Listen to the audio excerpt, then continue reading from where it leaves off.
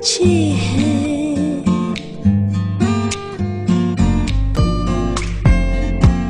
बंदे अच्छे हैं,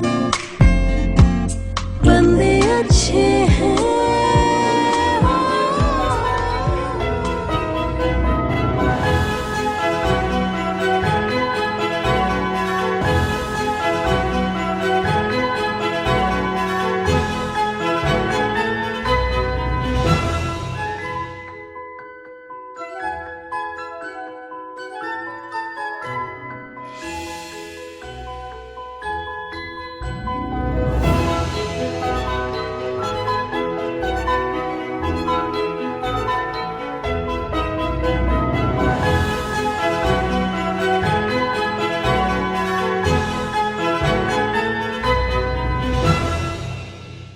Well, his association with iPro goes back to 2014. There has been no turning back ever since.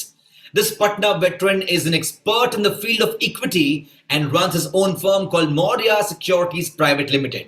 He's an early bird and likes to keep things organized. Newspapers and a delicious vegetarian breakfast are his constant morning companions. His wife, Kumari Madhipriya, an interior designer and is also a co-worker in the insurance world. He holds a master's in wealth and investment and is financial writer in leading newspapers. His achievements are 6-time Star Club winner, 1-time TOT winner, 5-time COT winner, and 1-time MDRT winner, and of course 7-time lifetime MDRT achievement. Ladies, gentlemen, and each one of you are very happy, very excited to welcome here at Life Influences Bande Achhe Hain, Mr. Sashi Charan Pahari with us. नमस्ते। चलिए बढ़ते हैं आपके जीवन के बारे में और सुनते हैं आपकी कहानी, आपकी जुबानी, और क्या था वो पल। और हम बात करने वाले हैं आपके जीवन के उस बचपन के पल में जब आप छोटे थे और परिवार के साथ थे और जब बड़े हुए थे। तो आप बताइए कि कहाँ where were you born and कुछ कहानियां हैं बच्चों वाली, चाहे बचपन वाली, आपको आप भी आज भी अपने परिवार का याद दिलाती है। राइट, सबसे पहले मैं बताऊं, जो सूर्य की बात आप कर रहे हैं, मेरे पीछे एक सूर्य दिख रहा है। तो क्या है कि मेरे अंदर एनर्जी ऑलवेज बना रहता है और हम अपनी एनर्जी को सूर्य की तरह हमेशा तेजी से प्रकाश करते हैं। और ये मेरा मोटो रहता है कि वो काम करो, वो क्वालिटी पे काम करो और इस तरह से लोगों को जागृत करो, मतलब अवेयरनेस करो। इसी कार्यक्रम में मैं लिखता रहता था। जब तक जहां तक मेरी बात आती है, मैं बचपन जो स्टार्ट किया था, मेरी बर्थ कलकत्ता हुआ और मैं एक्चुअल में बिलोंग करता था, मेरे फादर बिहार से बिलोंग करते थे। एक नवादा जिला है, उसमें गोविंदपुर गांव पड़ता है, काफी रिमोट गांव था। शहर बरसात होती थी तो शहर आना मुश्किल था।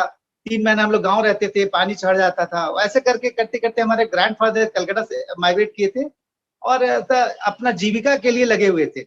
एक दौर था वो भी। इसके बाद हमारे फादर रहे, उसके बाद हम कलकत्ता में मेरी बर्थ हुई और कलकत्ता में मैं जर्नी स्टार्ट किया। आपकी कंपनी है मौर्या सिक्योरिटीज प्राइवेट लिमिटेड, तो इसमें बताइए कुछ। तो इसका जर्नी ऐसे स्टार्ट हुआ कि जब मैं स्कूल से लौटता था तो रास्ते में कलकत्ता स्टॉक एक्सचेंज हुआ करता था और उसके ठीक सामने में वहां पे जूट का फाटका होता था। तो मेरे को समझ आता नहीं था लोग इतना हल्ला क्यों करते रहते थे। और अमीर लोग हैं, काफी अमीर लोग हैं, सब गाड़ी एम्बेसडर फिएट महंगी गाड़ी लगी रहती थी। और उस स्टॉक एक्सचेंज के बाहर में मैं देखता था इतने अमीर लोग इतना हल्ला क्यों करते रहते हैं। तो मैं घंटा भर खड़ा रहता था, सुनता था, समझने की कोशिश करते कर क्या रहा है, समझ नहीं आता था। तो मेरे मन में एक बात आया कि अमीर लोग जो है, अमीर लोग का जो है ये शेयर बाजारी है जहां लोगों को अमीर जल्दी बना देता है। तो मेरे दिमाग में कभी भी नहीं आया कि नौकरी करना है। मेरे दिमाग में आया कि इसी व्यवसाय को करना है, कि अमीर बनना है। अमीर बनने का सपना था। उस स्थिति में थे, काफी बचपन तो काफी क्राइसिस में रहा था, लेकिन वो दिमाग में घुस गया था। फिर मैं उसको रिसर्च करने लगा। ब्रोकर जो थे वहां पे स्टॉक एक्सचेंज बिल्डिंग में, मैं उनके पास जानने लगा, देखने लगा यहाँ पे लोग करते कैसे हैं, क्या करते हैं। ऐसे करते करते बहुत दिन मेरा स्कूल से मैं कॉलेज में आया तो मेरे दिमाग में तो चल ही रहा था। तो मैं जो इशू पता चला पब्लिक इशू होता है, उसमें फॉर्म भरना होता है चेक लगा के। तो मेरे एक भाई साहब थे, पहले से स्टॉक मार्केट में काम कर रहे थे, तो उनसे पूछते रहते थे कि अब इसमें कैसे करते हैं। तो हमको बताते थे कि एक ब्रोकर हुआ करता था लोकनाथ सारा सी मार्केट, उसके पास एक फॉर्म मिलेगा, भर के चेक लगा के देना है। तो मैं धीरे धीरे समझ आया और समझ आया कि नहीं, इसमें बड़े लोग होते हैं। उस समय केवल वैसे लोग हुआ करते थे जो जो लोग बड़े लोग के रूप में थे। तो वहां से स्टार्ट किया और धीरे धीरे कैसे हुआ कि मैं जब मेरे एक भाई साहब थे जो एनटीपीसी में हुआ करते थे और उनका ट्रांसफर होकर वो पटना आ गए। जब पटना आ गए तो मेरा शौक हो चलो अब बिहार घूमने चलते हैं, तो मैं घूमने पटना आया हुआ था और यहाँ घूमा तो पता चला स्टॉक एक्सचेंज खुलने वाला है, यहाँ पे मगध स्टॉक एक्सचेंज खुल रहा है। क्या बात है। तो मेरे दिमाग में आया कि नहीं अब इसी स्टॉक एक्सचेंज में ही काम करेंगे, वहां पे नहीं इसी स्टॉक एक्सचेंज में करेंगे। तो मेरे भाई साहब जो कलकत्ता में एक थे वो बोले कि हाँ एकदम तुम अब उस पे हम लोग उसी पे स्टॉक एक्सचेंज में ही करना है। अब उस स्टॉक एक्सचेंज में टिकट के लिए प्रयास किए, फिर यहाँ स्टॉक एक्सचेंज में स्टार्ट किए जर्नी। फिर जर्नी स्टार्ट किए तो स्टॉक मार्केट के नजदीक में एक ऑफिस खोजने लगे, भाई यहाँ के नजदीक ही ऑफिस होना चाहिए। तो वो एक ऑफिस पुरानी ऑफिस मिली, उस ऑफिस को हम लोग स्टार्ट किए थे करीब 100 स्क्वायर फीट की ऑफिस से।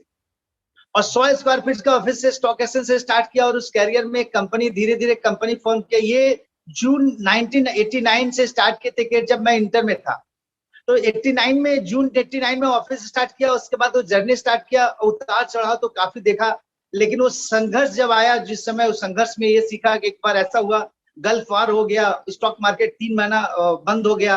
तो मेरे पास ऑप्शन नहीं, क्या करे। फिर हम लोग उस वार के सिचुएशन में अपने आप को सस्टेन करने के लिए काफी दूसरे तरीके से रेवेन्यू जनरेशन में किया कि भाई आप उसमें अल्टरनेट और क्या कर सकते हैं। और उसके बाद अपना जो इच्छा शक्ति थी कि भाई जिस काम को करो और मन से लगन से करो, तो मैं कंपनी बनाया। मेरे साथ भाई साहब है, साथ में दोनों पार्टनर भी है, ओन ब्रदर भी है, बड़े भी है।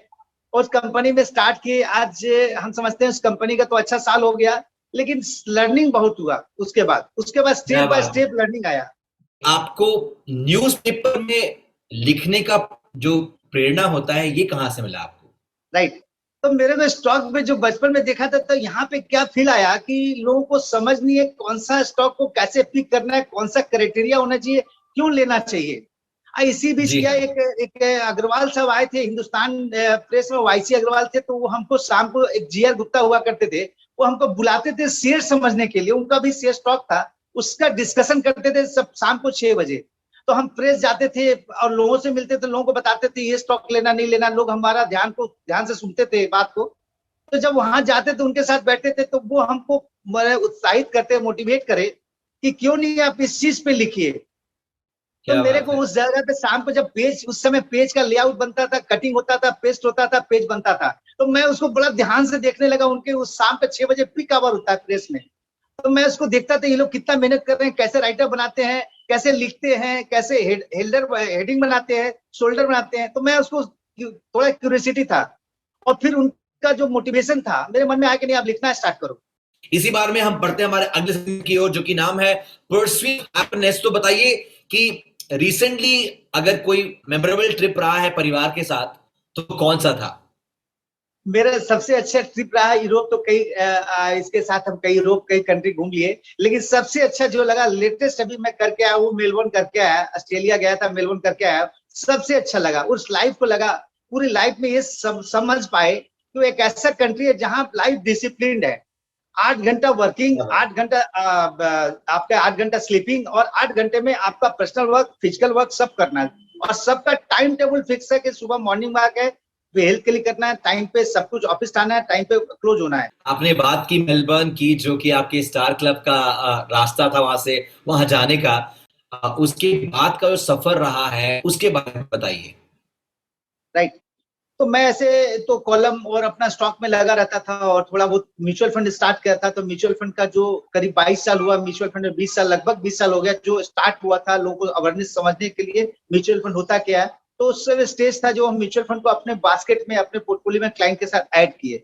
बाद में मेरे को लगा कि नहीं, अपने बास्केट में क्या क्या कमी है, उस बास्केट को और कौन सा प्रोडक्ट हम ला सकते हैं जो किसी भी इंसान को जरूरत है और उसको कहीं भी भटकना नहीं पड़े। उसी क्रम में 2014 के नवंबर के लगभग में मैं 2014 आईपीओ में आया। और आईपीओ में आने में मेरा 2 लोग ऐसे लोग थे जो काफी मोटिवेट किए कि भाई आपको इसमें क्यों जुड़ना चाहिए, इस पे, इसके साथ काम करने का क्या अनुभव था। मेरे पास कोई अनुभव नहीं था। तो 2 मोटिवेटर थे, एक हमारे साथ काम किए जिनके साथ हम काफी सीखे हैं, वो स्किल सीखे हैं कि भाई किसी चीज को आपको किसी को सामने रखना है तो कैसे रखेंगे। वो हमारे साथ थे, राहुल टंडन हुआ करते थे। एक हमारे साथ यहाँ स्टेट हेड थे, हरीश दियानी हुआ करते थे। तो इनके साथ हम कई चीज सीखे हैं कि आप किसी बड़ा प्रोफाइल को कैसे हैंडल करना है और कैसे आपको स्टार्ट करना, कहाँ करना, बहुत सारा स्किल सीखने का मौका लगा। और सारा चीज को कैसे कंपाइल करना है, मेरे पास सब कुछ है तो कंपाइल कैसे करेंगे, ये जर्नी रहा। और अच्छा अनुभव महसूस किया इनके टीम मेंबर के साथ करके। जो सपोर्ट मिला है, हम समझते हैं किसी को भी इस तरह का अगर सपोर्ट मिले तो कर सकता है। अच्छा, उसका मोटिवेशन होना चाहिए, करना है। तो अब बात करते हैं मोमेंट ऑफ ट्रुथ की कस्टमर्स के साथ। बताइए, मैंने ये सुना है कि आप सुबह 8 बजे हर दिन उठते हैं और आपकी जो मॉर्निंग रहती है उसके बाद आप कस्टमर से मिलते हैं एंड आपके जीवन की यही सबसे अच्छी बात है कि आपने अपने जीवन में कस्टमर्स को बहुत ज्यादा वैल्यू दिया है और बहुत ही एक अच्छा रिश्ता बनाया है। तो आप अपने कस्टमर्स के बारे में बताइए और ये बताइए कि इस प्रोफेशन में रिश्ता बनाना कितना जरूरी होता है। राइट, पहले हम थोड़ा सा अपडेट करें कि मैं सुबह का मेरा जो रूटीन है, मैं जल्दी सोता हूँ। सुबह में मेरा 5:45 बजे मैं उठता हूँ और अच्छा। 5:45 बजे से जो रूटीन होता है वो स्टार्ट होता है अपना फ्रेश व्रेश। 7 बजे मैं बैठता हूँ। मैं डेली सुबह में 1 घंटा स्टडी करता हूँ, 1 घंटा तो स्टडी करता क्या हूँ। बात और स्टडी करने के बाद न्यूज़पेपर का जो मेरे लिए काम का चीज है, जो हेडलाइन है, उस चीज को मैं अपने राइटअप बनाता हूँ कि आज ये चीज आया, ये चीज अच्छा है, ये चीज से क्या इसका इफेक्ट क्या आएगा, बात उसका राइटअप बनाता हूँ। उसके बाद वो 8 क्या बजे बात तक वो सब कर लेता हूँ, फिर तैयार होता हूँ, फिर 8:45 में ऑफिस पहुंच जाता हूँ। तो ये 8:45 के बाद मेरा प्लान एक दिन पहले होता है कि आज हमको करना क्या है। वो प्लान मेरे सामने लगा रहता है कि आज ये शेड्यूल्ड है, वो शेड्यूल को मैं फिक्स करता हूँ और जो नहीं हो पाता उसको कंटिन्यू नेक्स्ट सैटरडे का एक रखता हूँ, जो छूटते जाता है उसको सैटरडे को करता हूँ। तो जो प्लान करता हूँ, जो क्लाइंट के साथ मीटिंग करता हूँ, इसमें ऐसा मीटिंग के पहले उसका पूरा होमवर्क करता हूँ। पहले ये दिक्कत यहाँ पे, ये सबसे ज्यादा दिक्कत है कि ये जो पूरा दौर है, जो भागदौड़ लगा हुआ है, इसमें ज्यादातर लोग नीड नहीं समझ पाते हैं, कस्टमर को क्या नीड है। सही अगर बात। हमको जो चीज चाहिए, अगर हमको पेन चाहिए तो कोई पेंसिल दे दे, किसी को चौक पकड़ा दे, तो वो उसका नीड नहीं है, वो उसका प्रोडक्ट है जो उसको सेल कर रहा है।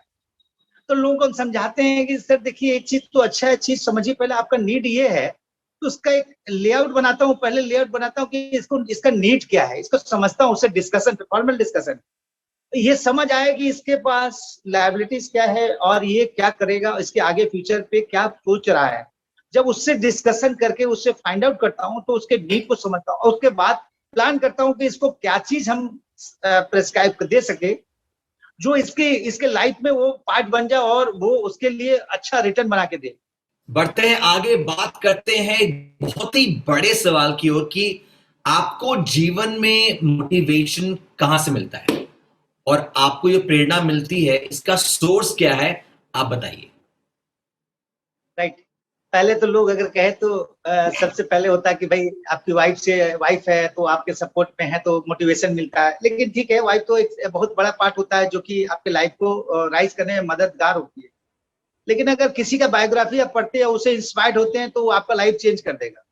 ऐसे ही मैं कई बायोग्राफी पढ़ा था, ऐसे विप्रो का उनका पढ़ा था, विप्रो में प्रेम जी का उनका पढ़ा था। वो अपने इस लेवल पे पहुंच के भी इकोनॉमिक्स क्लास में सफर करते हैं और अपनी जो गाड़ी खरीदे थे, जो एम्प्लॉय उनका सीईओ बेचा था, वो गाड़ी वो खुद से खरीदे थे उस गाड़ी। आप जब काम करते हैं तो आपके माहौल में आपकी धर्मपत्नी आपके साथ काम करती हैं, तो इसका अनुभव कैसा रहा, ये बताइए। नहीं, अगर अगर ऐसे पूछिए ना तो काफी प्रेशर रहता है, प्रेशर रहता है कि भाई अगर आप डिसिप्लिन में नहीं है, इधर है, तो एक प्रेशर रहता है। लेकिन सच बात ये है कि आप कंफर्ट लेवल पे रहते हैं और एक आपको लगता है कि नहीं चलो, एक है, कोई दिक्कत नहीं है, तो कोई भी डिस्कशन हुआ तो कर लिए। लेकिन इनका काम जो है अलग ही, हमारे जो काम है उससे अलग है। और जी। भले ही उस फ्लोर पे हम लोग एक जगह पे हैं, लेकिन उनका काम भी अलग है। तो 2-4 मिनट के लिए मीटिंग हो जाती है बीच बीच में, कंटिन्यूएशन में बीच में मीटिंग हो जाती है। लेकिन मजाक में कहते हैं कि भाई तुम्हारे रहने से हमको बड़ा प्रेशर रहता है, हंसी मजाक करते रहते हैं, भाई तुम्हारे रहने से हम प्रेशर रहते हैं, डिसिप्लिन में रहते हैं। चलिए बढ़ते हैं आगे हमारे अगले सेगमेंट की ओर, लाइफ गोल्स एस्पिरेशन के बारे में बात करते हैं। तो आप बताइए कि आपने ऑनलाइन कोर्स किया था, तो आपको क्या मोटिवेट किया कि आप ये ऑनलाइन कोर्स करें? है कि जब आपको स्किल डेवलप करना है तो आपको पढ़ाई करना होगा। बहुत और जरूरी है। बिना पढ़ाई का स्किल नहीं होता। जब तक सशक्ति आपके अंदर नहीं आया, तब तक आपके अंदर स्किल नहीं डेवलप होगा। करेक्ट। तो मेरे को ये मतलब मेरे अंदर एक भावना है कि हमको स्टडी करना है और इस चीज में रिसर्च करना है और मेरे मन में आता है जिस काम को करे ना उसको दिल और मन से करिए। आपको अचीवमेंट तो कोई रोक नहीं सकता है, लेट होता है लेकिन देर नहीं होता है। और अगर आप किस्मत की बात करते हैं तो किस्मत तो केवल लॉटरी टिकट में ही आजमाया जाता है, लॉटरी लेके किस्मत पे बैठे हुए हैं। तो आप इम्प्लीमेशन नहीं कर रहे हैं, आप केवल ये बोलते हैं मेरा किस्मत खराब था। किस्मत आपका खराब नहीं था, आपका तरीका खराब था, जी आपका हाँ, लक्ष्य नहीं था, आप निर्धारण नहीं कुछ कि कहाँ जाना है। तो ये सबसे पहले हुआ कि भाई आप उस चीज को अचीव करना है तो लर्निंग बहुत जरूरी है। और डेली ऐसा है, पिछले एक सप्ताह क्या टारगेट में 4 से 5 घंटा स्टडी करता हूँ। अभी ऑनलाइन पढ़ाई भी करता हूँ, अभी मेरा ऑनलाइन पढ़ाई चल रहा है। एक लास्ट सवाल है, बहुत ही छोटा सा उत्तर चाहेंगे हम आपका, कि बहुत लोग आपको देख के प्रेरित होते हैं, तो अगर इनको कुछ मैसेज उद्देश्य देना है तो वो क्या देंगे? हम कहते हैं कसूर नींद का नहीं है, कसूर नींद का नहीं है जो आती नहीं है, कसूर तो सपनों का है जो नींद आने नहीं देती है। क्या बात है। तो अगर आपका सपना है कि हमको वहां अचीव करना है तो नींद तो पता नहीं कब गायब हो गया। जब तक क्या अचीव बात नहीं है, किया तब तक नींद गायब हो गया। क्या तो मेरा बात ये है। मानना है, और हम लक्ष्य के साथ और डेडिकेशन के साथ काम करते हैं। तो मेरा जो भी लोग है, लोगों को ये मैसेजिंग करना चाहेंगे कि कोई भी चीज करो उसका शॉर्ट की मत खोजना, कभी मत खोजना। अगर आप किसी काम को करें और डेडिकेशन और शॉर्ट की को भूल गए और उसको प्रॉपर तरीके से किए, उसको समझ के किए और उसके लाइफ को चेंज करने की बात करें, तो कम से कम ऐसा जरूर होगा कि आपको अचीवमेंट वहां तक पहुंचा देगा। जी हाँ, तो ये मेरा मानना है, और इसमें हम लोगों को बताते हैं अगर जीवन में सफलता प्राप्त करना है तो मेहनत पर विश्वास करो, ना कि बहुत किस्मत जरूरी। पे। तो ये थे हमारे शशि जी, where we learned so much about him that his only mantra towards achievement is hard work, smart work, and never miss a chance to learn. Because if you're learning, you're eventually gaining much more. And this is why they are our life influencers. बंदे अच्छे हैं। Now let's move on to segment number interesting, जहां हम बात करने वाले हैं इनके परिवार वालों से and figure out what gives him the confidence and a little more fun side of him and about his family. So joining us now on the other side of this is going to be Shashi ji's धर्मपत्नी कुमारी मधिप्रिया जी। मधिप्रिया जी नमस्कार, आपका स्वागत है life influencers बंदे अच्छे में।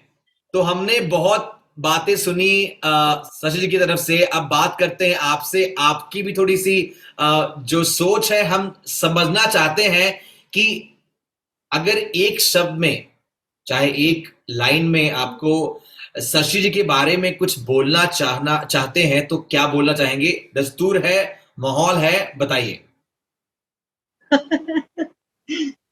मैं खुद नहीं समझ पाती हूँ कि क्या मैं बोलूं इनके बारे में।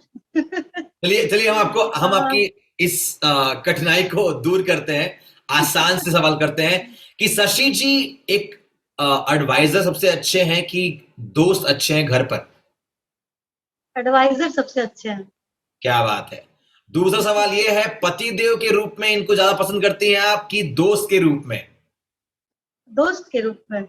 शशि जी आप बताइए कि राइटिंग फाइनेंशियल ब्लॉग्स में मजा आता है आपको कि राइटिंग ट्रैवल ब्लॉग्स में? ये ब्लॉग पे ज्यादा पसंद आता है, ट्रैवल तो करते रहते हैं लेकिन ब्लॉग पे ज्यादा अच्छा लगता है। और चाय और कॉफी में क्या पसंद करते हैं आप? हम चाय लेते हैं। और ऑटोबायोग्राफीज पसंद है आपको कि फैमिली फिल्म पसंद है? नहीं, फैमिली के लिए पसंद है। ऑटोबायोग्राफी तो पढ़ती रहते हैं लेकिन फैमिली के लिए भी पसंद है, फैमिली के लिए करते हैं, अच्छा लगता है। चलिए एक और सवाल आपसे, बहुत ही इंटरेस्टिंग सवाल है कि सोशलाइज करने के लिए दोस्तों के साथ ज्यादा रहना पसंद है कि घर पे?